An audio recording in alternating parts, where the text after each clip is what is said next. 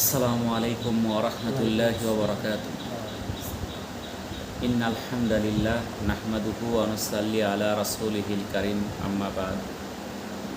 আল্লাহ পাকের নিকট লাখো কোটি শুকরিয়া যে মহান আল্লাহ তাআলা আমাদেরকে পবিত্র শুক্রবার জুমার নামাজ আদায় করার জন্য মসজিদে আসার মতো তৌফিক দান করেছেন। এই জন্য মহান আল্লাহর নিকট শুকরিয়া আদায় করি, আলহামদুলিল্লাহ।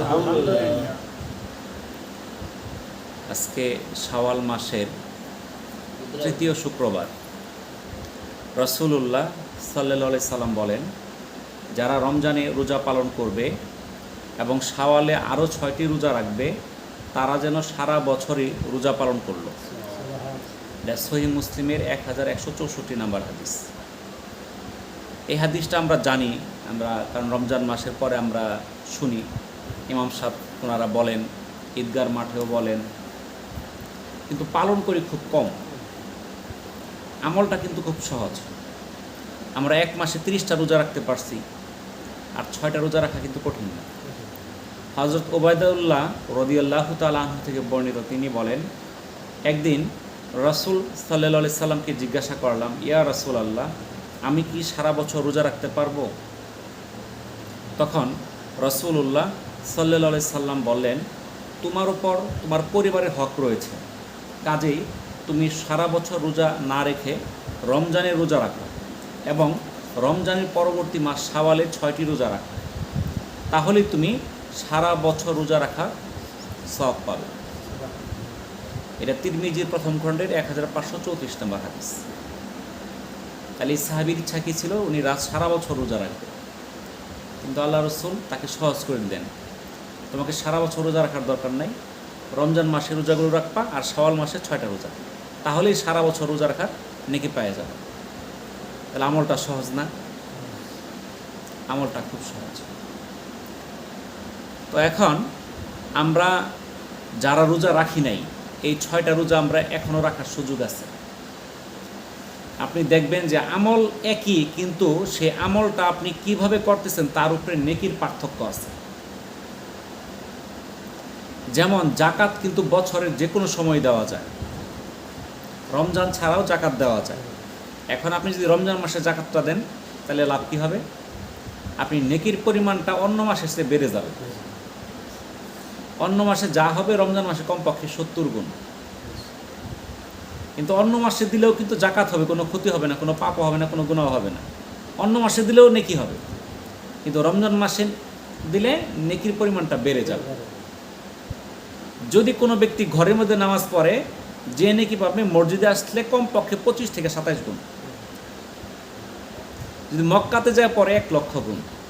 দুইটাই কিন্তু নামাজ, কিন্তু পার্থক্য হইতেছে না। এরকমভাবে আমরা এই শাওয়ালের রোজাগুলা যে রাখি অনেকেই, এই রোজাটা যদি আমরা দিন তারিখ খুঁজা আমরা রাখি, তাহলে নেকির পরিমাণ আরও বেড়ে যাবে। যেমন এই যে গত যেটা চলে গেল মঙ্গল বুধ বৃহস্পতি, আজকে হলো শুক্রবার, যারা এই শাওয়ালের রোজার 6টার মধ্যে 3টা এই মঙ্গল বুধ বৃহস্পতি রাখছে, তারা সবটা কয়েক গুণ বেশি পাইছে। কেমনে? তারা শাওয়ালের রোজা রাখছে, একটা সুন্নাত আদায় হয়ে গেল। আবার আইএমএ বীজের নফল রোজা রাখছে 13, 14, 15, এটা একটা নেকি পাই গেল। আবার আল্লাহ রসুল সোমবার বৃহস্পতিও রোজা রাখছে, তাহলে বৃহস্পতিবার পড়ছে, তাহলে 3টা নেকি পাই গেল। কাজ কিন্তু একটা, নেকি হয়েছে কয়টা? 3টা। তো এরকমভাবে যদি আমরা খুঁজা আমলগুলো করি, আমাদের নেকের পরিমাণ বেড়ে যাবে। তো যেহেতু আইএমএ বীজের নফল রোজা চলে গেছে, যদি এখনও কারো আমাদের এই শাওয়ালের রোজা বাকি থাকে, তাহলে আমরা কী বার রাখলে ভালো হবে? সোমবার, বৃহস্পতিবার। কারণ আল্লাহ রসুল সোমবার আর বৃহস্পতিবার রোজা রাখতেন। তাহলে যদি আমরা এই শাওয়ালের রোজাগুলো আমাদের সামনে যে কয়টা সোম বৃহস্পতি আছে আমরা যদি রাখি, তাহলে দেখা যাবে হয়তো এই মাসের মধ্যে আরও সোম বৃহস্পতিবার পড়তেছে মোট 4টা, তাহলে বাকি 2টা অন্যবারে রেখে ফেললাম, তাহলে 4টা রোজার মধ্যে নেকের পরিমাণ কিন্তু বেড়ে যাবে। তাহলে এইভাবে আমরা নেকের পরিমাণকে আমরা বাড়াইতে পারি। আবার আমরা যে রোজা রাখি, এই রোজা রাখার মধ্যে কিছু ওয়াক্ত আছে, সময় আছে, কোন সময় সেহরি খাবো, কোন সময় ইফতার করব, এটার কিন্তু নির্দিষ্ট সময় আছে। যদি কোনো ব্যক্তি সূর্যাস্তের আধা মিনিট আগেও ইফতার করে, তার কিন্তু রোজা হবে না। যদি কেউ সূর্যাস্ত হবে তার 30 সেকেন্ড আগে সে ইফতার করে ফেলছে, তাহলে তার রোজাটা বাতিল হয়ে যাবে, সেই রোজাটা আবার রাখতে হবে। তো এই যে রোজার যে সময়টা, ইফতারের সময়টা, এখনও যদিও রোজার মাস না, তবু আমি এই কথাটা বলতেছি এই জন্যই, আমি এইবার 29 রোজার দিন সম্ভবত আমি এই মক্কা থেকে গেলাম জেদ্দাতে। ওখানে সাগর আছে, লোহিত সাগর বলে কিংবা আরব সাগর বলে। এই লোহিত সাগরের কাছে আমি ওই দিন ইফতারটা করছি। লোহিত সাগরের পাড়ে বসে রয়েছি, ওইখানে অনেক চেয়ার টেবিল দেওয়া আছে, আবার খাবারের অনেক দোকানও আছে। তো ওখানে শত শত মানুষ খাবার টাবার নিয়ে বসে রয়েছে ইফতার করার জন্য, যখন আজান হবে ইফতার করবে। তো ওই সময় আমি কিছু জিনিস মানে নিজের থেকে চিন্তা করে মানে কিছু মাথায় বের হইল। আসলে সফরের মধ্যে আল্লাহ তাআলা অনেক জ্ঞান দেয় মানুষকে। আমি ওইখানে যায় যেই জ্ঞানটা পাইছি, যেই এলেমটুক অর্জন করছি, সেটা আপনাদের কাছে আমি শেয়ার করতেছি। কারণ সেটা কতটুক সঠিক কতটুক ভুল, যারা গবেষক আছে তারা গবেষণা করে দেখবে, আপনারাও বোঝার চেষ্টা করলেন, তাই না? তো ওইখানে সাগরের পাড়ে ওইখানে এমন একটা জায়গা, আপনার সূর্যাস্ত যে সূর্যটা যে ডুবে এটা সরাসরি দেখা যায়। কক্সবাজারে যে সূর্যটা ডুবে যেভাবে দেখা যায়, বোঝা যায়, ওর চেয়ে ভালো বোঝা যায় ওইখান থেকে। আমি ওইখানে দেখলাম যে আরও সুন্দরভাবে স্পষ্ট বোঝা যাইতেছে, কারণ ওইখানে যে বসছিলাম এমনি যে জায়গাটা, সাগর থেকে আরও কমপক্ষে 10-15 ফুট উঁচা একটা জায়গা তারা বসার জায়গা করছে চেয়ার টেবিল দিয়া। ওইখান থেকে সূর্যটা আরও সুন্দর বোঝা যায় যে ডুবতেছে। মানে সূর্য ডুবতেছে কতক্ষণ লাগে আপনি বুঝতে পারতেছেন। আমার মনে হয় যে আধা মিনিট লাগে না একটা সূর্য ডুবে যেতে, কিন্তু দেখেন সূর্য কিন্তু আমরা মনে করি খুব ধীরে ধীরে ডুবতেছে, কিন্তু যখন ডুবতেছে মুহূর্তের মধ্যে সূর্য নিচে নেমে গেল দেখলাম। তো ওইখানে ওই দেশে আপনার প্রত্যেকটা জায়গায়, এমনকি মসজিদের মধ্যেও রেডিওর একটা কানেকশন দেওয়া থাকে। ওই যে আজানটা, ওদের যে সেন্ট্রাল একটা আজান হয়, ওই আজানটার একটা ব্যবস্থা ওখানে থাকে। তারা এটা বড় সাউন্ড করে থাকে না, অল্প সাউন্ডে থাকে। তো দেখলাম যে সাগরের পাড়ে যে যতগুলো দোকান আছে, খাবারের দোকান, ওখানে খাবারের দোকানই বেশি, ঠান্ডা কিংবা ফাস্টফুড পানীয় এগুলো মানুষ খায়। তো ওই দোকানগুলোর মধ্যেও সাউন্ড বক্স আছে। ওই যে রেডিওর যে আজানটা বাজে উঠলো, কিন্তু আমি দেখলাম সূর্যটা আমার ওখানে দেখা যাইতেছে। আজান শুরু হয়েছে, সূর্য দেখতেছি আমি, প্রায় 20 থেকে 25 সেকেন্ড পর সূর্যটা ডুবলো। এবং ওই সময়ের সঙ্গে একটা মসজিদ আছে, আমি যেখানে বসে রয়েছি এখান থেকে বলেন 500 গজ হবে। ওইটা একটা ভাসমান মসজিদ, সাগরের মধ্যে, সাগরের কাছে আর কি, ভিতরে না, কিন্তু সব পানির নিচে থাকে, নিচে পানি থাকে, এমনভাবে পিলার করছে আপনি দেখবেন যে সাগরের মধ্যে মসজিদটা ভাসতেছে। এরকম একটা মসজিদ একদম কাছে, আমরা যেখানে বসছি দেখা যায় সরাসরি। ওই মসজিদে আজান দিল, সূর্য অস্ত হওয়ার সঙ্গে সঙ্গে আমার মনে হয় যে 1 সেকেন্ডও দেরি হয় না, এরকমভাবে সূর্য ডুবলো, আজানটা শুরু হয়ে গেল। তো এইখান থেকে আমি চিন্তা করলাম যে জিনিসটা কীরকম, যে এই যে সাউন্ড বক্সে যে আজানটা দিল দোকানগুলোতে, এখানে 20 সেকেন্ড আগে হয়ে গেল। আবার মসজিদটার মধ্যে 20 সেকেন্ড পরে দিল, সূর্যটাও ডুবে গেল। এখানে কি জিনিসটা একটু গবেষণা করলাম, দেখবেন যে আমাদের দেশে কিন্তু আমরা যে ওয়াক্তে নামাজ পড়ি, আপনাদের মসজিদে রমজান মাসে যে মাগরিবে আজানটা দেয়, দেখবেন যে আপনাদের যে আহলে হাদিস মসজিদ আছে তারা 2-3 মিনিট আগে আজানটা দিয়ে দেয়। একটা পার্থক্য আছে না? এইটার সঙ্গে আমি একটু তুলনা করতেছি, আপনি দেখেন বিষয়টা। এখন আল্লাহ রসুল বলছেন যে তোমরা ততদিন কল্যাণের মধ্যে থাকবে যতদিন তোমরা সেহরি খাবে দেরি করে আর ইফতার খুলবে দ্রুত। অর্থাৎ ইফতার দ্রুত খোলার মধ্যে কল্যাণ আছে, এটা একটা সুন্নত। এখন তারা কি করে, ওই আর সৌদিতে আমি যেটা দেখলাম, সূর্যাস্ত হওয়ার সাথে সাথে কি করে, আজান দিয়ে দেয়। আমরা যারা আমাদের দেশে যে এই মসজিদগুলো, আমাদের যে মসজিদগুলো, এগুলোর মধ্যে আমরা দেখি যে সূর্যাস্তের পরে 3 মিনিট পরে আজান দেয়। কিন্তু আহলে হাদিস যে মসজিদগুলো আছে তারা সূর্যাস্ত হওয়ার সাথে সাথে আজান দিয়ে 1 সেকেন্ডও দেরি করে না। আমাদের মসজিদগুলো 3 মিনিট দেরি করে, কিন্তু ওদের 1 সেকেন্ডও দেরি করে না। এখন এতে আমরা লাভবান হইতেছি না তারা লাভবান হইতেছে? আমরা ক্ষতির মধ্যে আছি না তারা ক্ষতির মধ্যে আছে? এই বিষয়টা জানার দরকার না? এই বিষয়টা কিন্তু অত্যন্ত একটা সূক্ষ্ম বিষয়। কারণ আমি যদি সূর্যাস্তের 10 সেকেন্ড আগেও আমি ইফতার খেয়ে ফেলি, আমার রোজা ভেঙে যাবে, ওই রোজাটা আবার রাখতে হবে। তাহলে এটা কিন্তু একটা সূক্ষ্ম বিষয়, এটা আমাদের জানার বিষয় আছে।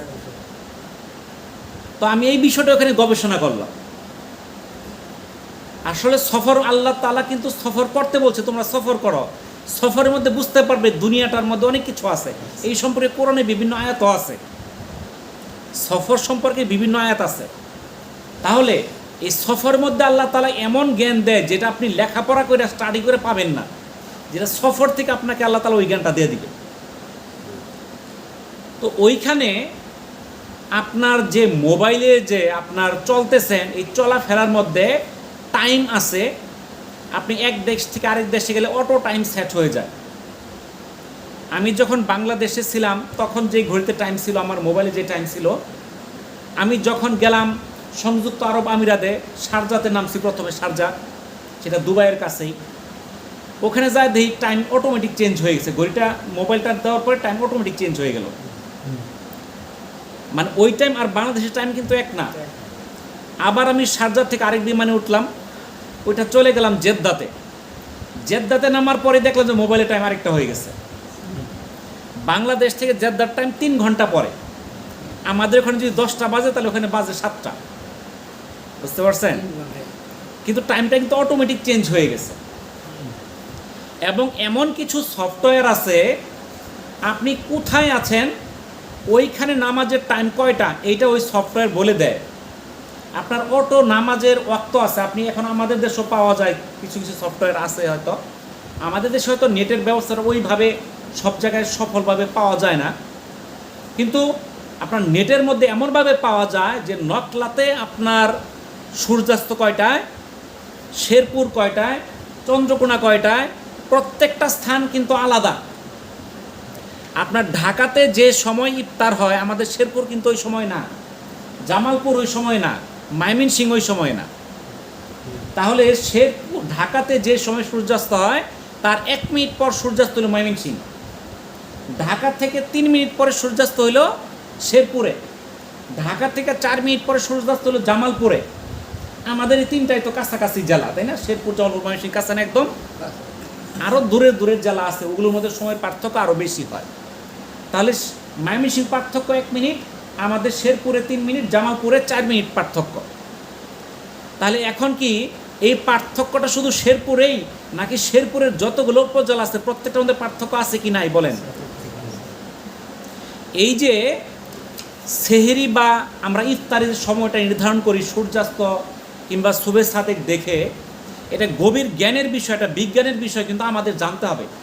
কারণ আমরা যদি এলেম অর্জন না করার কারণে আমাদের রোজাটা যদি নষ্ট হয়ে যায়, এটা হিসাব কিন্তু আমাকেই দিতে হবে।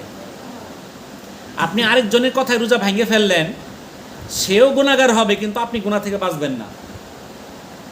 আপনাকে একজন বলছে তুমি ওর মাথায় বাড়ি মারো, আপনি বাড়ি মেরে মাথায় ফাটাই ফেলছেন, তখন আদালতে গেছেন, তখন আপনি যদি বলেন ওই বাড়ি দিতে বলছে মারছি, আমার দোষ কি, তখন কি আপনাকে ছেড়ে দিবে? তখন ওরও শাস্তি দিবে, আপনারও শাস্তি দিবে। এটা বলবে না যে আমি ওর কোথায় বাড়ি মারছি, যে তুমি মাপ, তুমি খালাস। এর জন্য যে শাস্তি সেটা কিন্তু তাকে ভোগ করতে হবে। এখন আমি একজনের কথা আমি রোজা ভেঙে ফেললাম 1 মিনিট আগে, 2 মিনিট আগে, যদি আমার রোজা নষ্ট হয়ে যায়, যে বলছে তারও ক্ষতি হবে, আমারও কিন্তু ক্ষতি হবে। এই জন্য এই বিষয়টা আমার সূক্ষ্মভাবে জানার দরকার। যদিও রমজান মাস চলে গেছে, আগামী রমজান তো আবার আসবে। এই ত্রুটিটা আমরা চিন্তা করি, যারা আমার কথা শুনবে, হয়তো আমার কথা অনেক কাছে দূরদূরান্ত শুনতে পারে, কারণ দেখা গেলো এই যে কথাগুলো আমি মোবাইলে দিয়ে দিই, মানুষ শুনে, কেউ গবেষণা করবে, যদি এর মধ্যে কোনো জ্ঞান, তারা আরও যারা জ্ঞানী আছে, আমি তো অত জ্ঞানী না, যারা জ্ঞানী মানুষ আছে, যারা আলেম আছে, তারা হয়তো এখানে গবেষণা করে আরও উন্নত গবেষণা মানুষ হতে জানাইতে পারবে। বুঝতে পারছেন? আমার গবেষণা যে সঠিক এটা আমি বলতেছি না, আমার গবেষণা যদি সঠিক হয় তাহলে এটা ছড়বে, আর যদি গবেষণা ত্রুটি থাকে এটা বিলুপ্ত হয়ে যাবে। তাহলে দেখেন শেরপুর জেলার মধ্যে 5টা থানা আছে, 5টা থানায় কিন্তু এক টাইমে আপনার সূর্যাস্ত হয় না। কোনোটার মধ্যে আধা মিনিট আগে, কোনোটার মধ্যে 20 সেকেন্ড আগে, কোনোটার মধ্যে 20 সেকেন্ড পরে, এরকমভাবে চেঞ্জ হচ্ছে। এটা আমি ওইখানে আমার মনে হইলো ওরা যে সেন্ট্রাল একটা আজান দিল জেদ্দা শহরের, জেদ্দা শহর থেকে আমি যেই জায়গায় যে মসজিদে আছি সেই মসজিদটার দূরত্ব আছে প্রায় 25-30 কিলোমিটার।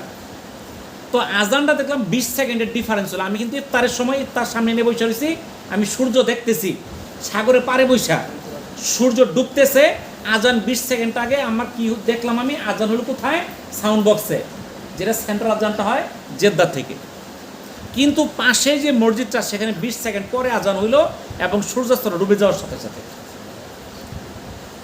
এখন তাহলে দেখেন এই 20-25 কিলোর জন্য কিন্তু 20-30 সেকেন্ড ডিফারেন্স হয়ে গেছে। এটা তাদের জন্য ওই প্রযুক্তি আছে, মোবাইলের মধ্যে এমন সেট করা আছে আপনার প্রতিটা জায়গায় কোন সময় সূর্যাস্ত হবে তা নিখুঁতভাবে তারা নির্ধারণ করতে পারে। এখন আমি যদি নিখুঁতভাবে নির্ধারণ না করতে পারি তাহলে দেখেন, যেমন আমাদের শেরপুর জেলায় সূর্যাস্তের একটা টাইম দেওয়া আছে, যেই টাইমটা এটা অক্ষাংশ এবং দ্রাঘিমাংশ, যারা ভূগোল পড়ছে, যারা ভূগোলের ছাত্র তারা এই সম্পর্কে ভালো জানে। এই অক্ষাংশ এবং দ্রাঘিমাংশ এর উপর ভিত্তি করে সূর্যাস্ত, সূর্যোদয়, মধ্যাহ্ন এগুলো নির্ধারণ করা হয়। আমাদের শেরপুর জেলায় যেই স্থানটাকে নির্ধারণ করে সূর্যাস্ত নির্ধারণ করা হয়েছে সেটা হলো, তার অক্ষাংশটা হচ্ছে 25 ডিগ্রি 2 মিনিট উত্তর, আর দ্রাঘিমাংশ হচ্ছে 90 ডিগ্রি 3 মিনিট পূর্ব। এই স্থানটার উপর সূর্যাস্ত নির্ধারণ করা হয়েছে শেরপুর জেলার জন্য। কিন্তু শেরপুর জেলার অবস্থানটা কোথায়? শেরপুর জেলার অবস্থান হলো উত্তর দক্ষিণে 24 ডিগ্রি 55 মিনিট থেকে 25 ডিগ্রি 16 মিনিট। উত্তর দক্ষিণটা হলো অক্ষাংশ, আর পূর্ব পশ্চিমটা হলো দ্রাঘিমাংশ। এই যে পূর্ব পশ্চিম এটাকে বলে দ্রাঘিমাংশ, এরকম ভাগ করছে। যারা লেখাপড়া করছে স্কুল কলেজে দেখবে যে পৃথিবীর ম্যাপটাকে অনেকগুলো ভাগে ভাগ করছে। একটা উত্তর দক্ষিণের ভাগ, একটা হলো পূর্ব পশ্চিমের ভাগ। এই পূর্ব পশ্চিমের ভাগকে বলে দ্রাঘিমা রেখা। এই দ্রাঘিমাংশটা হলো শেরপুর জেলায় 89 ডিগ্রি 50 মিনিট থেকে 90 ডিগ্রি 15 মিনিট।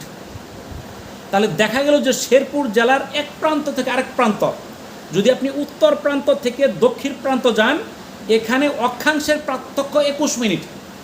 অক্ষাংশের পার্থক্য কত? 21 মিনিট। এটা কিন্তু সময় না, আবার এই মিনিট দ্বারা বোঝায় ডিগ্রি। যারা ত্রিভুজের, চতুর্ভুজের বৃত্ত আঁকায়, বৃত্তের মধ্যে যে কোণগুলো আছে, একটা বৃত্তকে 360 ভাগের 1 ভাগ হলো 1 ডিগ্রি। এই 1 ডিগ্রি 60 ভাগের 1 ভাগ হলো 1 মিনিট। আবার এই 1 মিনিটের 60 ভাগের 1 ভাগ হলো 1 সেকেন্ড। এটা কিন্তু অক্ষাংশ দ্রাঘিমাংশের ক্ষেত্রে, এটা কিন্তু টাইম না, ঘড়ির টাইম না। আবার শেরপুর জেলার দ্রাঘিমার পার্থক্য হলো 25 মিনিট, অর্থাৎ 1 ডিগ্রির 60 ভাগের 25 ভাগ পার্থক্য শুধু শেরপুর জেলার মধ্যে আছে। শেরপুর জেলা বাংলাদেশের মধ্যে একটা ছোট জেলার মধ্যে একটা। তাহলে এখানেই দেখা যায় শেরপুর জেলার পূর্ব পশ্চিমের যে পার্থক্য, যেহেতু আমাদের শেরপুর জেলার দাগিম হচ্ছে 90 ডিগ্রি 89 ডিগ্রি 50 মিনিট থেকে 90 ডিগ্রি 15 মিনিট, তাহলে এখানে পার্থক্য হচ্ছে 25 মিনিট। দ্রাঘিমা রেখার পার্থক্য হলো 25 মিনিট, আর প্রতি মিনিটের জন্য সময়ের পার্থক্য হলো 4 সেকেন্ড। ঘড়ির পার্থক্য হলো 4 সেকেন্ড, তাহলে 4×25 100 সেকেন্ড। তাহলে শেরপুর জেলার এক প্রান্ত থেকে আরেক প্রান্তের সূর্যাস্তের পার্থক্য হলো 100 সেকেন্ড, মানে 1 মিনিট 40 সেকেন্ড। এটা হলো গাণিতিক হিসাব।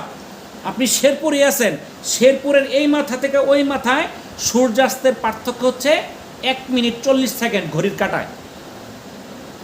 তাহলে শেরপুর জেলা সর্বত্র কিন্তু এক টাইমে ইফতার না, কিন্তু নির্ধারণ করা হয়েছে ওই জেলা শহর ধইরা। ওখানে কিন্তু নকলা থেকে ধরা হয় নাই, নাইলতাবাড়ি থেকে ধরা হয় নাই, শ্রীবর্দী থেকে ধরা হয় নাই, ধরছে শেরপুর শহর থেকে। এটা একটা ছোট্ট জেলা, বাংলাদেশে আরও বড় বড় জেলা আছে। আপনি ধরেন ময়মনসিংহ জেলা ধরেন, এটার এক প্রান্ত হলো গাজীপুরের সঙ্গে, আরেক প্রান্ত হলো ইন্ডিয়ার বর্ডারের সঙ্গে। দেখছেন কত বড়? তাহলে দেখেন আমরা যেই সময় ইফতারটা করি এই ইফতারটা কিন্তু জেলার উপরে নির্ধারণ করা। যেমন আমাদের যে ক্যালেন্ডার দেয় এই ক্যালেন্ডারে লেখা আছে শেরপুর জেলার জন্য প্রযোজ্য, ওখানে কিন্তু লেখা নাই এই ভুর্দি মরাকান্দার জন্য প্রযোজ্য। কারণ ভুর্দি মরাকান্দায় যেই টাইমে সূর্যাস্ত হবে শেরপুর সদর কিন্তু একই সময় হবে না, 2, 4, 5, 10 সেকেন্ড আগে পরে হবে। তাহলে পার্থক্য আছে সময়ের। রাঙামাটি জেলার মধ্যে সময়ের পার্থক্য হলো একই জেলার মধ্যে 4 মিনিটের উপরে, কিন্তু নির্ধারণ করা হয়েছে জেলা শহর থেকে। তাহলে এক প্রান্ত থেকে আরেক প্রান্তে গেলে হয়তো 2-3 মিনিট আগে পিছে হয়ে যাইতে পারে। এখন আমরা যারা বাংলাদেশি মানুষ, এখানে হানাফি মাযহাব, আবার আছে আহলে হাদিস। হানাফি মাযহাব যারা, এরা কিন্তু 3 মিনিট সূর্যাস্তের 3 মিনিট পরে নাম আজান দেয়। ইফতারটা করে কোন সময়? সূর্যাস্তের 3 মিনিট পরে। আর যারা আহলে হাদিস আছে সূর্যাস্তের সাথে সাথে ইফতার করে, 1 সেকেন্ডও দেরি করে না। দেখবেন যে আপনাদের মসজিদের আগে আহলে হাদিস মসজিদে 3 মিনিট আগে আজান হয়েছে না? এখন ওই যে 3 মিনিট আগে তারা সূর্যাস্তের সাথে সাথে ইফতার করে ফেললো, তারা কোন টাইমে ইফতার করছে? শেরপুর শহরের। তাহলে শেরপুর শহরের যারা আগেও আছে পরেও আছে, কেউ আছে পূবে কেউ আছে পশ্চিমে। যেমন আমরা আছি শেরপুর শহরের পূবে, আবার শেরপুর শহরের পশ্চিমেও তো শেরপুর জেলা আছে। তাহলে ওদের সূর্যাস্তটা কিন্তু একটু পরে হইতেছে। এখন ওরাও কিন্তু যারা আহলে হাদিস তারা ওই শেরপুরের টাইম ইফতারটা করে ফেললো, অর্থাৎ তারা সূর্যাস্তের আধা মিনিট 1 মিনিট 2 মিনিট আগে ইফতার করে ফেললো। তার রোজাটা কি হবে কি হবে না বলেন? সে তো সূর্যাস্তের আগে ইফতার করছে, তার রোজা হওয়ার কি সুযোগ আছে? ওরা দেখছে জেলা শহরের সেন্ট্রাল টাইমে তারা কি দিছে? আজান দিছে। সূর্যাস্ত ঠিক টাইমে আছে। ওই টাইমে যদি আপনার ওই টাইমে যেই টাইমটার উপর নির্ধারণ করে সময়টা নির্ধারণ করা হয়েছে ওই জায়গায় যদি ইফতার করে তাহলে ঠিক আছে, কিন্তু ওন থেকে যদি পশ্চিমে একটু যায় তাহলে টাইমটা কিন্তু চেঞ্জ হবে না? তাহলে আমাদের ইসলামিক ফাউন্ডেশন থেকে, বাংলাদেশের ইসলামিক ফাউন্ডেশন যারা বড় বড় যারা আলেম আছে, জ্ঞানী আছে, তারা কিন্তু সময়টা হিসাব করছে যে যদি সূর্যাস্তের সাথে সাথে ইফতার করে অনেকের রোজা হবে না। কেন? অনেক আমাদের প্রত্যেক জায়গার জন্য, প্রত্যেক মহল্লার জন্য আলাদা করে টাইম দেওয়া নাই। আমাদের শেরপুর জেলার জন্য ইফতার টাইম আছে, নকলা থানার জন্য নাই, চন্দ্রকোনা বাজারের জন্য নাই, নারায়ণখোলার জন্য আলাদা নাই, আপনার পাইসকার জন্য আলাদা নাই। কিন্তু সূর্য কিন্তু আপনি একসঙ্গে হবে না। আপনি নকলাতে যেই টাইমে সূর্যাস্ত হবে চন্দ্রকোনায় ওই টাইমে হবে না। 5 সেকেন্ড হলেও ডিফারেন্স হবে, 1 সেকেন্ড হলেও ডিফারেন্স হবে। বুঝতেছেন পার্থক্যটা? তাহলে যে ইসলামিক ফাউন্ডেশন থেকে যেটি নির্ধারণ করে দিছে তারা 3 মিনিট সতর্কতা, কারণ একই জেলার মধ্যে আগে পিছে আছে, পূর্ব পশ্চিমে আছে। আমরা প্রত্যেকটা, আমি আধা কিলোমিটার পরে পরে কিন্তু আমার ইফতার টাইম নির্ধারণ করা সম্ভব না। একটা জেলার জন্য একটা টাইম নির্ধারণ করা হয়। তাহলে ওই জেলার আগে পিছে পশ্চিমে যারা আছে তাদের জন্য রোজা না ভাঙ্গে, এই জন্য কিন্তু 3 মিনিটের সতর্কতা দেওয়া হয়েছে। এই 3 মিনিট সতর্কতা থাকলে আপনি একটা জেলার মধ্যে যে টাইম আছেন এর পূব পশ্চিম যেদিকে যান আপনার রোজা ভাঙবে না, কারণ ওই টাইমের মধ্যে 3 মিনিটের মধ্যে সূর্যাস্ত ওই জেলায় টোটাল হয়ে যাবে। এই হিসাবটা কিন্তু ইসলামিক ফাউন্ডেশন থেকে করছে। কিন্তু যারা আহলে হাদিস আছে আমরা তাদের এটা দোষ বলতেছি না, আমরা বলতেছি তারা এটা নিয়ে গবেষণা করুক, তারা গবেষণা করে দেখুক এটা সত্য না ভুল। যদি দুইটা স্থানের পার্থক্য আধা মিনিট 1 মিনিট 2 মিনিট হয়ে যায়, যেগুলো বড় বড় জেলা আছে 2-3 মিনিট পর তো পার্থক্য হয়ে যায় একই জেলার মধ্যে, তাদের রোজাটা হইতেছে কি হইতেছে না। তাহলে আমরা যদি এই যে 1 মিনিট 2 মিনিট আগে আমি রোজা ভেঙে ফেললাম, এই রোজাটা আমাদের ক্ষতিগ্রস্ত হয়ে গেল। এই জন্য এটা আমাদের দেখতে হবে, সূক্ষ্মভাবে দেখতে হবে। অধিকাংশ উলামাদের যে মত, আমরা তো আমাদের দেশে দেখেন আমরা বলি যে নকলা এক টাইম ইফতার করবো, আবার এই ভুর্দিয়ার এক টাইমে করবো, এরকম কথা হইল? এটা হাসবো না মানুষ? এটা হাসির কিছু নাই। আপনার পৃথিবীর সবচেয়ে বড় যে বিল্ডিংটা, এটা দুবাই বুর্জ আল খলিফা এটার নাম। এই একটা বিল্ডিংয়ের মধ্যেই তার টাইম আছে 3টা। একটা বিল্ডিংয়ের মধ্যে টাইম 3টা। যারা নিচতলায় থাকে তারা এক টাইম ইফতার করে, যারা মাঝামাঝি লেভেলে থাকে তারা এক টাইম ইফতার করে, যারা উপরের লেভেলে থাকে তারা আরেক টাইম ইফতার করে। আপনি খোঁজ নিয়ে দেখেন, মানে তারা এত নিখুঁতভাবে সময়টা হিসাব করে। আপনার অবস্থানের কারণে সূর্য উদয় অস্ত ডিফারেন্স হয়। আপনি যদি পূব পশ্চিমে যান সূর্যাস্ত ডিফারেন্স হবে, আপনি যত পশ্চিমে যাবেন সূর্যাস্ত তত দেরিতে হবে। যেমন আমরা এখন কি বাজে কয়টা, প্রায় 1টা, কিন্তু এখন যান সৌদি আরবে বাজতেছে সকাল 11টা, ওটা পশ্চিমে না। আবার পূবে যান দেখবেন যে ওখানে সন্ধ্যা হয়ে গেছে, অনেক দূরে গেলে, তাই না? তাহলে ডিফারেন্স হইতেছে না? উচ্চতার কারণেও ডিফারেন্স আছে। আপনি এখানে ভূমিতে আছেন, যে সময় সূর্যাস্ত হবে এনতেজ দিয়ে আপনি 1 কিলোমিটার উপরে ওঠেন, তাহলে সূর্যাস্তর পরে যাবে, ওখান থেকে সূর্য দেখা যাবে। যদি 2 কিলোমিটার উপরে ওঠেন সূর্য ওখান থেকে দেখা যাবে, আরও পরে সূর্য অস্তমিত হবে।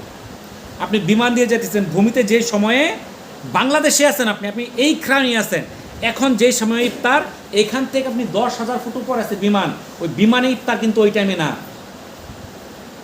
বুঝতে পারছেন? কারণ ওই বিমান থেকে সূর্য তখন দেখা যাবে, যখন থেকে আমি ভূমিতে আছি তখন সূর্য দেখা যাবে না, কিন্তু বিমান থেকে সূর্যকে দেখা যাবে। অতএব ওখানে ইফতার হবে পরে। দেখেন, আমি বাংলাদেশে ইফতার করছি যেদিন আমি এই রোজার মধ্যে গেলাম উমরার উদ্দেশ্যে, বাংলাদেশে আমি সেহরি খাই গেছি, বাংলাদেশ টাইম প্রায় 3টার মতো। আমি ওই দেশে যে ইফতার করছি প্রায় 6:40 বাজে মনে ওই দেশের টাইম, কিন্তু আমগর দেশের টাইম কিন্তু বাজে 9:40। তাহলে আমার রোজা লম্বা হয়ে গেছে না? আমি ইফতার করলাম বাংলাদেশের টাইমে 9:40-এ, আবার খাইছি কিন্তু বাংলাদেশে 3টার সময় খাইছি, তাহলে অনেক লম্বা হয়ে গেছে। কিন্তু আবার কেউ যদি উল্টা দিক থেকে আসতো, সে কিন্তু দেখা যেত আর আগে খাই ফেলতো, তার রোজা ছোট হয়ে যেত। যে জায়গায় ইফতার করছে ওটি যাই দেখে সন্দেহ হয়ে গেছে, সেই ইফতার খাই ফেলছে। তাহলে দেখছেন ডিফারেন্সটা? কিন্তু এই ডিফারেন্সগুলো ওই সকল দেশে সূক্ষ্মভাবে হিসাব করে, এই জন্য তারা সূর্যাস্তের সাথে সাথে ইফতার করে এবং তাদেরটা হয়। কিন্তু আমাদের দেশে ওই ব্যবস্থা নাই। আমার নকলার জন্য যে টাইম, ভর্তির জন্য একই টাইম, চন্দ্রকোনার জন্য একই টাইম, নারায়ণ খোলার জন্য একই টাইম, অর্থাৎ সারা শেরপুর জন্য একটা টাইমই দেওয়া আছে।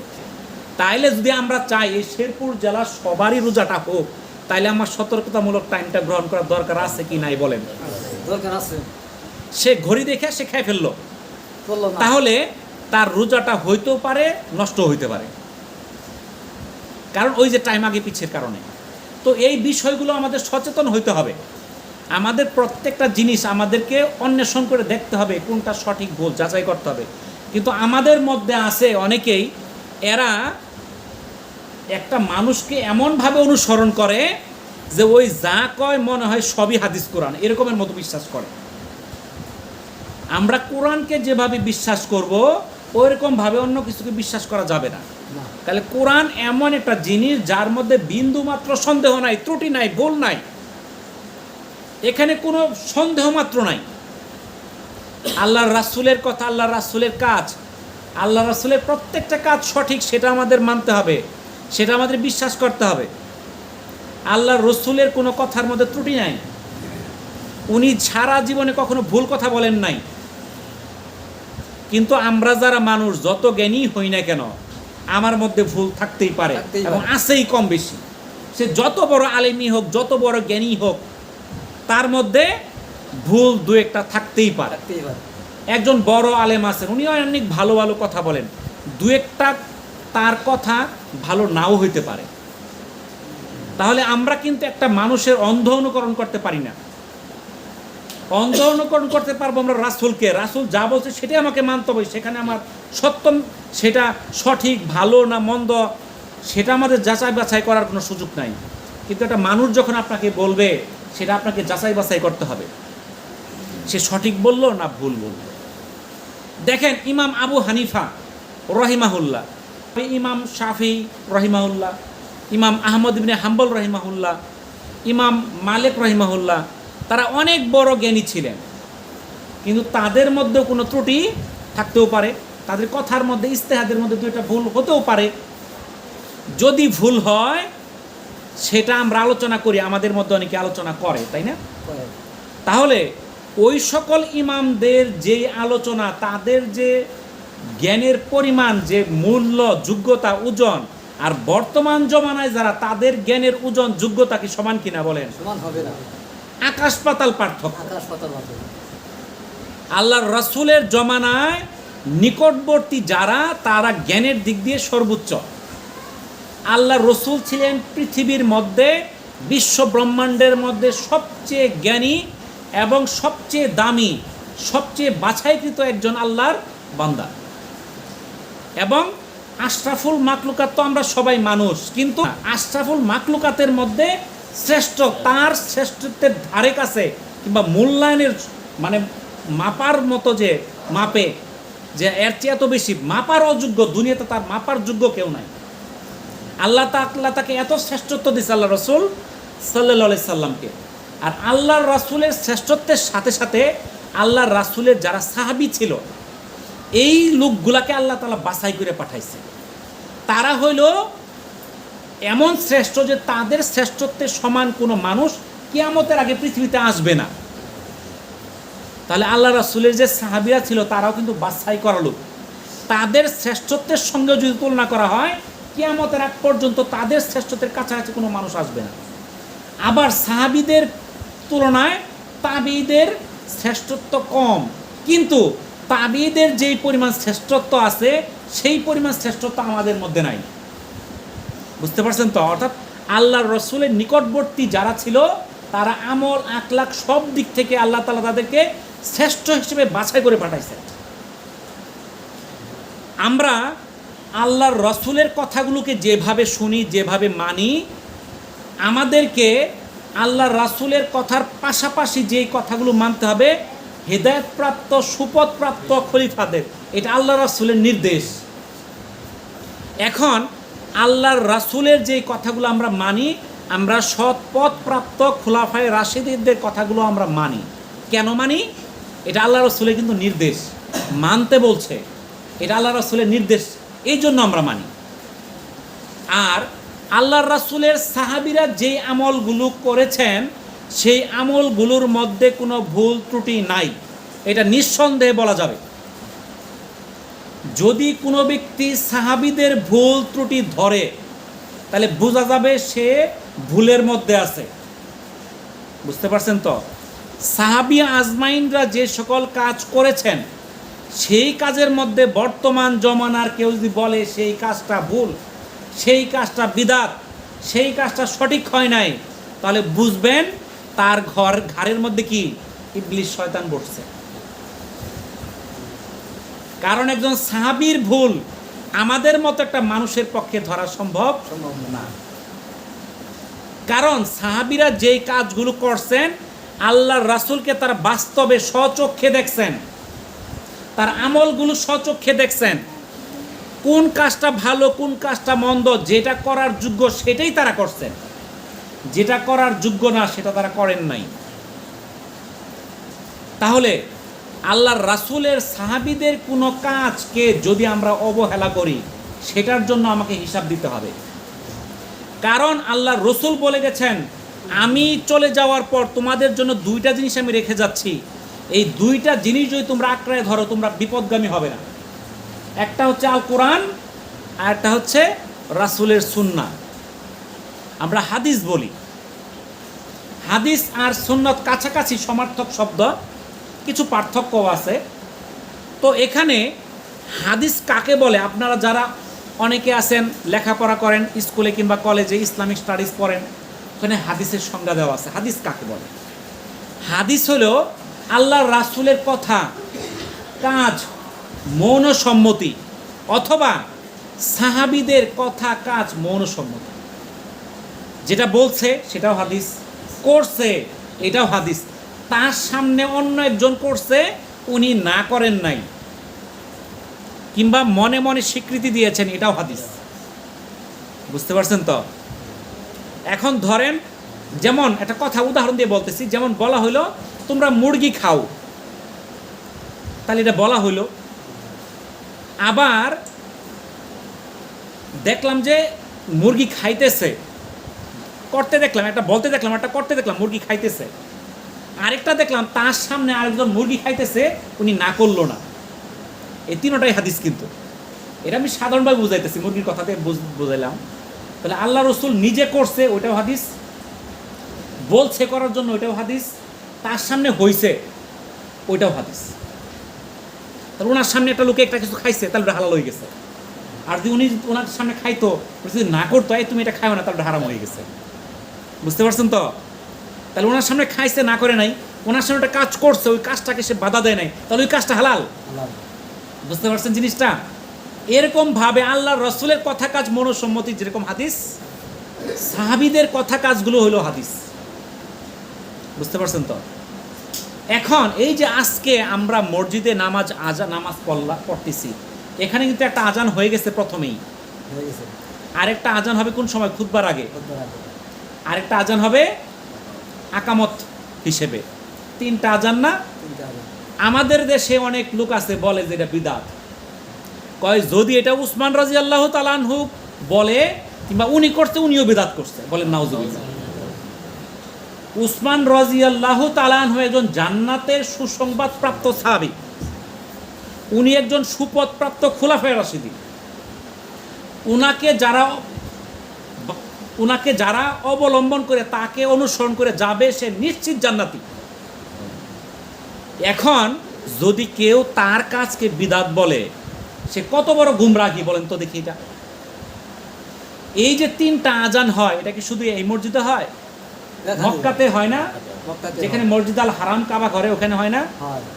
মদিনা মসজিদে নববীতে হয় না? সারা পৃথিবীর প্রত্যেকটা মসজিদে হয়। আমগর দেশে কয়েকটা মসজিদ আছে, বলে এটা হলো বিদআত। বুঝছেন তো? এতই জ্ঞানী, সারা পৃথিবীর কোনো মসজিদের তুলনায় আমরা যেটা জানি বেশি।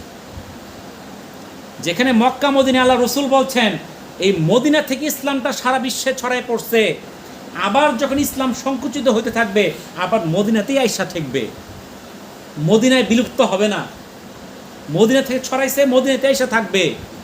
সেই মদিনাতেও 3 আজান হয়, কিন্তু আমাদের মধ্যে অনেক মসজিদ আছে আশেপাশে 3 আজান দেয় না। বলে যে আল্লাহ রসুল বলছে যে আল্লাহ রসুলের সময় 2টা আজান হয়েছে। ওইটা তো চালু হয়েছে হযরত উসমানের সময়, হযরত উসমান রাদিয়াল্লাহু তাআলার সময় চালু হয়েছে, তাহলে এটা পরে হয়েছে, অতএব এটা বিদআত, এটা দিলে গুনাহ হবে, সে জাহান্নামে যাবে, এরকম তারা ফতোয়া দেয়। তাহলে দেখেন একজন সাহাবীর বিরুদ্ধে তারা কত বড় স্পর্ধা দেখাইতেছে। যেরকম স্পর্ধা দেখায় শিয়াদের কিছু গোত্র আছে, সকল শিয়া না, শিয়াদের মধ্যে অনেকগুলো গোত্র আছে। শিয়াদের মধ্যে অনেকে আছে, ওরা হযরত আবু বকর, হযরত উমর, হযরত উসমান, হযরত আয়েশা সিদ্দিকা রাদিয়াল্লাহু তাআলা আনহুমগণ এদেরকে জাহান্নামী বলে, বলেন নাউজুবিল্লাহ। তাহলে ওরা কি সঠিক পথে আছে?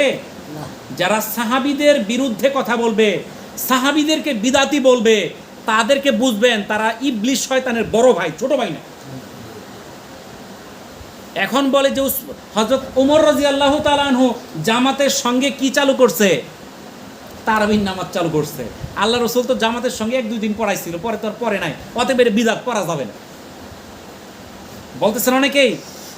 এরকম আছে, একসময় বলবে না তারাবির নামাজ জামাতে পড়া যাবে না, কারণ আল্লাহ রসুল তো জামাতে পড়েন নাই, তারা বাই করবে, ফতোয়া বের করবে। তাহলে এগুলো হলো সব আমাদের ইসলামের মধ্যে কি মতানৈক্য। এই মতানৈক্য, এটা মতানৈক্য না শুধু, এটা ফিতনা। এটা মুসলমানদেরকে বিভেদ করতেছে। যারা মোবাইল ফেসবুক চালান, যারা এখন তো সবার হাতে হাতে টাচ মোবাইল, আপনারা বিভিন্ন হাদিস কোরআন শুনেন, আর আলেমদের মধ্যে দেখা যাচ্ছে কিছু কিছু আলেম, সব আলেম না কিন্তু কিছু আলেম আছে বাংলাদেশের মধ্যে, এটা আহলে হাদিসের মধ্যেও আছে, হানাফি মাযহাবের মধ্যেও আছে, সবাই না কিন্তু, এই গুটি কিছু লোক এরা ইসলামের মধ্যে হিংসা বিদ্বেষ সৃষ্টি করতেছে। এই আলেম ওই আলেমের দুষ করতেছে, গীবত করতেছে। এটা কিন্তু সব আলেম না, অতি অল্প কয়েকটা আলেম, এরা মানুষের সামনে আরেকজন আলেমের গীবত করতেছে। এইটা দেখে অন্য একটা মানুষ মনে করতেছে সব আলেমই মনে হয় এইটা। ওরা কয় গীবত করা নিষেধ, আর ওই কইতাছে অমুক আলেমের কথা শোনা যাবে না, অমুকরা জাহান্নামী, অমুকরা বিদাতি, অমুকরা কবর পূজারী, অমুকরা এইটা ওইটা, কত রকম গালি তাদের মধ্যে আছে। কথায় কথায় বিদাতি বিদাতি, কথায় কথায় এইটা ওইটা কত কিছু বলতেছে একজন আরেকজনকে। তাহলে এটা কি হইতেছে? মুসলমানদের মধ্যে একতার বিনষ্ট হইতেছে। যারা ফিতনা সৃষ্টি করতেছে এদের জন্য কিন্তু কঠিন হুঁশিয়ারির ব্যবস্থা আছে। বুঝতে পারছেন? যারা এই যে মানুষের মধ্যে বিভেদ সৃষ্টি করে। আমি মক্কাতে মদিনাতে নামাজে দেখলাম, ওইখানে তো যারা নামাজ পড়ায় ইমাম যারা, তারা কখনো কখনো আমিন জুড়ে বলে, আবার কেউ কেউ আছে আমিন আস্তেও বলে। মক্কার ইমাম, মদিনার ইমাম, আমরা 5 ওয়াক্ত নামাজ ওখানে যে কদিন ছিলাম আমরা পড়ছি জামাতের সঙ্গে, তো দেখছি কোনো আলেম, কোনো ইমাম আমিন জুড়ে বলতেছে, কোনো ইমাম আবার আসতেও বলতেছে, কিন্তু তাদের মধ্যে কিন্তু ঝগড়া হইতেছে না, একই জায়গায় ইমামতি করে। যেমন এই মসজিদে ইমাম একজন, 5 ওয়াক্ত একজনই পড়ায়, কিন্তু ওইখানে ইমাম অনেকজন, হয়তো জোহর একজন পড়ায়, জুমা একজন পড়ায়, এরকম বেশ কয়েকজন ইমাম আছে ওখানে, ইমামের একটা প্যানেল আছে। তো ওইখানে কিন্তু পার্থক্য, আর বলে না এই তুমি আমিন জোরে বললা কেন, আবার যে আসতে বলছে ওরে বলে না তুমি আমিন আসতে বললা কেন। ওখানে ইমামদের মধ্যে অধিকাংশই আপনি দেখবেন যে মোবাইলও দেখা যায় নাবির নিচে হাত বাঁধে, আবার কোনো কোনো ইমাম বুকের উপরেও বাঁধে। মক্কাতে নামাজ পড়াইতেছে কাবা ঘরে, মদিনাতে নামাজ পড়াইছে, তাদের মধ্যে কোনো পার্থক্য নাই, ঝগড়া নাই, একই মসজিদে। কিন্তু আঙ্গর মসজিদে দেখেন, এখানে যদি কেউ জোরে আমিন বলে, এই তুই জোরে আমিন কষ্টে, আবার জানে আহলে হাদিস মসজিদে আসতে, এই তুই আমিন জোরে বলি নাকি, কি কন আছে না নাই? আছে। তো ওখানে নাই কেন? একই মসজিদের ইমাম, দুইজনের মধ্যে দুই আমল আছে, হাত নাবি নিচে বাঁধতেছে, নাবির উপরে বাঁধতেছে, তাহলে দুইটার সপক্ষেই হাদিস আছে। যদি দুইটার পক্ষে 4টার পক্ষে হাদিস থাকে, সেটা আমাদের জন্য কি নিয়ামত, অর্থাৎ প্রত্যেকটাই জায়েজ। আল্লাহ রসুল আমাদের জন্য কাজকে সহজ করে দিয়েছেন, বোঝা গেল? এখন ধরেন আপনার এই যে আমরা নামাজ আদায় করি, এই যে আমরা জুমার নামাজ যেখানে দাঁড়াইছি, জুমার নামাজ যেখানে পড়বো আজকে ইনশাআল্লাহ, তাই না? এরকমভাবে 5 ওয়াক্ত নামাজ পড়ি। এই নামাজের কিছু ওয়াক্ত আছে, এই প্রত্যেকটা নামাজেরই একটা ওয়াক্ত আছে। এই ওয়াক্তটা কোন সময় আমরা নামাজ পড়ব এটা নির্ধারণ করা আছে না? এখন এই নামাজের ওয়াক্ত সম্পর্কে আল্লাহ রসুলকে জিব্রাইল আলাইহিস সালাম এই ওয়াক্ত সম্পর্কে জানানোর জন্য আল্লাহর নির্দেশে আসলেন। আইসা আগের দিন একদিন নামাজ পড়লেন, ফজর এক সময় পড়লেন, জোহর এক সময়, আসর এক সময়, মাগরিব এক সময়, এশা এক সময় পড়লেন। আবার পরের দিন আবার ফজর পড়লেন, জোহর পড়লেন, আসর পড়লেন, মাগরিব পড়লেন, এশা পড়লেন, কিন্তু আগের চেয়ে একটু ভিন্ন সময়। এবং বললেন উনি এই 2 দিনের যে সময়ের পার্থক্যটা, এটাই হলো নামাজের ওয়াক্ত। অর্থাৎ একদিন প্রথম দিন জিবরাইল আলাইহিস সালাম ফজরের ওয়াক্তটা পড়ছেন কোথায়? সুবহ সাদেকের সাথে সাথে। পরের দিন পড়ছেন যখন আলোকিত হয় তখন পড়লেন। তাহলে বোঝা গেল এর মধ্যে ফজর পড়া যাবে। এখন আমাদের মধ্যে কেউ কেউ আছে কয় ওই যে প্রথম দিন যেখানে পড়ছে ওই টাইমে পড়তে হবে, এরপরে পড়া যাবে না, এরপরে যারা পড়বে এরা দুজকে যাবে। আমি কয়েকদিন আগে বয়ান শুনলাম, একজন বলতেছে যে আহলে হানাফি যারা, এরা তো কয়েকদিনের জন্য আহলে হাদিস হয়ে গেছিল। কেমনে? কয় আহলে হাদিসরা ফজরের ওয়াক্ত হওয়ার সাথে সাথে নামাজ পড়ে, তো এরা রমজান মাসে 1 মাস আহলে হাদিস হয়ে গেছে, এরা আজানের সঙ্গে সঙ্গে নামাজ পড়ে ফেলছে, 5 মিনিট পরে পড়ে ফেলছে। কিন্তু যেদিন ঈদ হয়ে গেছে ওদিন থেকে ওরা আবার হানাফি হয়ে গেছে, ওরা দেরি করে নামাজ পড়ছে। আসলে দুইটাই তো সময়, দুইটাই তো ওয়াক্তের মধ্যে পড়া হয়েছে। আল্লাহ রসুল আমাদের জন্য সুযোগ দিয়ে দিচ্ছে, তুমি আগেও পড়তে পারো, পরেও পড়তে পারো। এখন আমি একটা নির্ধারণ করলেন, আল্লাহ রসুল নির্ধারণ করছে তুমি গরুও খাইতে পারবা, খাসিও খাইতে পারবা, তুমি মুরগিও খাইতে পারবা, ভেড়াও খাইতে পারবা। এখন আপনি একটা নির্ধারণ করলেন, তাহলে আপনার জন্য ভালো হলো না খারাপ হলো বলেন? আমরা যদি 10টা খাই আমার জন্য ভালো, আর একটাই খাওয়ান জবাটি খাওয়ান যেত না। তো সেটা আমি আল্লাহ রসুলের আল্লাহর বিধানকে আমি সংকুচিত করলাম। আল্লাহ তাআলা আমাকে সুযোগ দিছে, সেই সুযোগের খবরটা আল্লাহ রসুল আমাদেরকে পৌঁছায় দিছে। আমি এই টাইমের মধ্যে পড়লে আমার নামাজের ওয়াক্তের মধ্যে পড়া হয়ে যাবে। এখন আপনি জুমার নামাজ পড়বেন, জুমার নামাজের ওয়াক্ত কিন্তু হয়ে গেছে 12টার পরেই।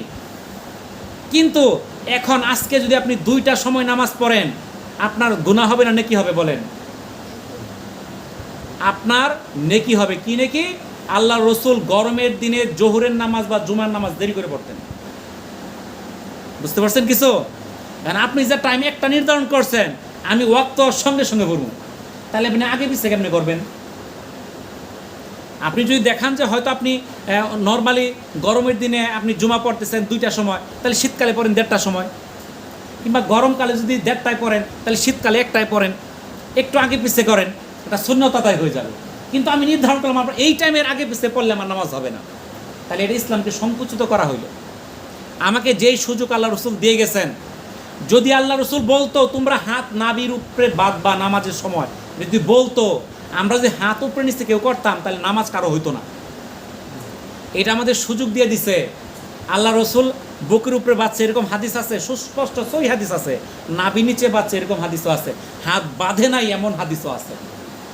আমাদের দেশে হাত বাঁধে না এমন লোক আছে? আপনি সৌদিতে যে নামাজ পড়েন অনেকে আছে তাকবীর বলে হাত ছাড়িয়েছে, হাত বাঁধে না।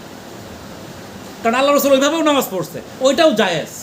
কিন্তু আপনি একটাকে কি করছেন, জায়েজ করছেন, আর সব নিষিদ্ধ করে দিচ্ছেন।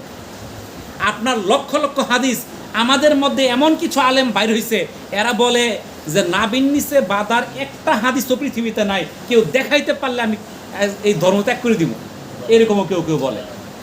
কিন্তু আপনি পৃথিবীর মধ্যে যতগুলো হাদিস আছে সব করে ফেলছেন, আপনি যতগুলো কিতাব আছে সব করে ফেলছেন, আছে কিন্তু আপনি পড়েন নাই। একদল বলতেছে আমিন জুড়ে বলার কোনো হাদিস নাই, সে ওইটা পড়ছে না। আরেক বলতেছে আমিন আসতে বলার কোনো হাদিস নাই, সে ওইটা পড়ছে না, কিন্তু দুইটাই আছে। তাহলে একটা হাদিসকে অস্বীকার করা, এইটা কিন্তু বড় একটা গুনাহ এবং কুফরির সমতুল্য, যেটা হাদিসকে অস্বীকার করে। হয়তো আমি সব হাদিস মানতে পারতেছি না, কিন্তু অস্বীকার করা যাবে না। একটা ব্যক্তি নামাজ পড়ে না আর আরেকটা ব্যক্তি নামাজকে অস্বীকার করে, দুইটার পার্থক্য দুই রকম। যে নামাজ পড়ে না তাকে আল্লাহ তাআলা মাফও করতে পারে, সে মনে করতে নামাজটা পড়া দরকার, হয়তো আমার কোনো কারণে পড়া হয়েছে না, মনে মনে সে অনুতপ্ত হয়, আল্লাহর কাছে মাপ চায়। আরেক লোক আছে কয় নামাজ পড়ার দরকার কি, নামাজ পড়া আল্লাহর খিলাফ আছে নাকি, কিছু তো সে তো কুফরি করলো, সে কিন্তু গুমরাহ হয়ে যাবে। আর যে নামাজ পড়ে নাই কিন্তু সে অনুতপ্ত মনে মনে এই নামাজটা পড়া দরকার, আমি তো ভুল করতেছি, তাকে আল্লাহ তাআলা তার মাপ চাওয়ার করে মাফ করে দিতে পারে। দুইটা কিন্তু এক না। তাহলে হাদিস আমরা অস্বীকার করলাম, এটা গুনাহ। হাদিস মানতে পারলাম না, এটা কিন্তু বড় গুনাহ না, কিংবা এটার জন্য সে গুমরাহ হয়ে যাবে না, কাফের মুশরিক হয়ে যাবে না। যদি একটা হাদিসকে অস্বীকার করে, সে ইসলাম থেকে খারিজ হয়ে যেতে পারে। তাহলে আমাদের মধ্যে একটা দল আছে, কথায় কথায় সব হাদিস জাল, কথায় কথায় সব জাল, ওই যেটা কইছে ওইটা সারা দুনিয়া সব জাল। আপনি লক্ষ লক্ষ হাদিসকে কথায় কথায় জাল বানাই ফেললেন, আপনার এত জ্ঞান কোত্থেকে দিল? আর যেই লোকের কথা আপনি জালকে স্বীকার করতেছেন, ওই লোকটাই কত বড় জ্ঞানী হইল। এমন কিছু কিছু জ্ঞানী আছে কোরআনটাও শুদ্ধ করে পড়তে পারে না, আপনি কোরআন শুদ্ধভাবে তিলাওয়াত করতে পারে না, আবার সে বলে আমি এমন এক কোরআন বের করতেছি যেটা আগে যত ভুল আছে তা শুদ্ধ করে দিব। আপনি নেটে সার্চ দিলে অনেকে এই বয়ান হয়তো শুনছেন, ওই কিন্তু শুদ্ধভাবে কোরআন তিলাওয়াত করতে পারে না। একটা আয়াত দিবেন শুদ্ধভাবে পড়তে পারবে না, আর সে নাকি কোরআনের ভুল সংশোধন করবে, বলেন নাউজুবিল্লাহ। যেই কোরআনের মধ্যে কোনো রকম ভুল নাই, সন্দেহ নাই, সেটার মধ্যে সে নতুন কিছু বের করবে, বুঝতে পারছেন? সে বলে কোরআনের মধ্যে রুকু নাই, মঞ্জিল ছিল না, রুকু ছিল না, মঞ্জিল ছিল না, এটা বিদআত, আমি সেটা বাদ দিব। কোরআন যখন লেখা হয়েছে তখন কি জের জবর পেশ ছিল? ওই লোক তো তুমি জের জবর পেশ দিয়েই পড়তে পারো না, তুমি জের জবর পেশ ছাড়া পড়বা কেমনে? এটা পড়ার সুবিধার্থে, কারণ আরব দেশের লোকেরা কিন্তু জের জবর পেশ ছাড়াই পড়তে পারে, কিন্তু আপনি আমি পড়তে পারি না। আমাদের সুবিধার জন্য জের জবর পেশ রুকু মঞ্জিল বিভিন্ন কিছু চিহ্নিত করে দেওয়া হয়েছে, আর সে বলতেছে এটা বিদআত। তো তুমি তো জের জবর পেশ দিয়ে পড়তে পারো, ছাড়া কেমনে পড়বা? তাহলে এরকম যারা গাফিলের মূর্খতার মধ্যে আছে, তাদের কথাকে অন্ধবিশ্বাস করা যাবে না। আমাদের বুঝতে হবে যে তার কথাটা কি, আমাদের জ্ঞান অন্বেষণ করতে হবে, হাদিস কোরআন পড়তে হবে। কারণ এখন এমন একটা ফিতনার জমানা, একই কথা 10 জনে 10 রকম বলতেছে, আপনি কোনটা করবেন? আপনার এটা বাঁচার উপায় নেই, একজন এক একটা কইছে আমি ছেড়ে দিলাম, করা যাবে না। আপনার জ্ঞান অন্বেষণ করতে হবে, আপনার সঠিকটা জানতে হবে এবং সেই অনুযায়ী আমল করতে হবে। আল্লাহ তাআলা আমাদেরকে সঠিক বোঝার তৌফিক দান করুন। তো আমি যে কথাগুলো বললাম, যদি কোনো ভুল হয়ে থাকে আমি আল্লাহর কাছে ক্ষমা চাই, আপনাদের সকলের কাছে দোয়া চাই, আল্লাহ তাআলা যেন আমাকে মাফ করেন। ওয়া আখিরুদ দাওয়ানা আনিল হামদুলিল্লাহি রাব্বিল আলামিন। আসসালামু আলাইকুম ওয়া রাহমাতুল্লাহি ওয়া বারাকাতুহু।